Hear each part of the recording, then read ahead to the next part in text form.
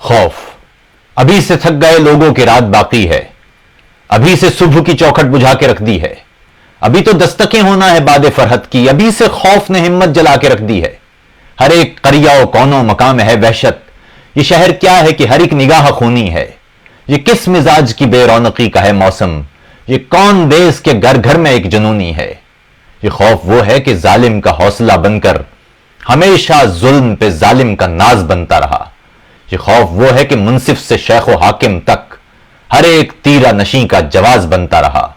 یہ خوف وہ ہے کہ چیخوں سے پا رہا ہے سکون، یہ خوف سینہ وحشت کی تیرگی کا فسون۔ یہ خوف صفحہ اقدس کا التفات و کرم، یہ خوف ممبر مسجد کا ارتکاز جنوں۔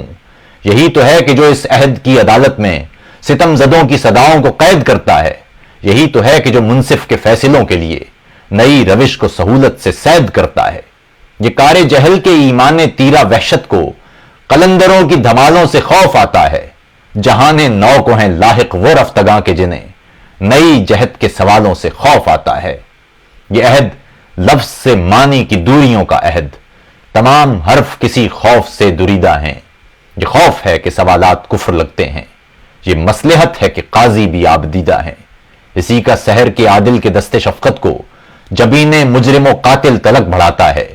اسی کا فیض کے میزان عدل کا پلڑا فقط غریب کی غربت پہ سر اٹھاتا ہے۔ یہی تو ہے کہ جو اس دور کے لکھاری کو منافقت کی فصیلوں کی سمت کھینچتا ہے۔ یہی تو ہے کہ جو اس شہر کے دریچوں کو درندگان جہالت کی بو سے سینچتا ہے۔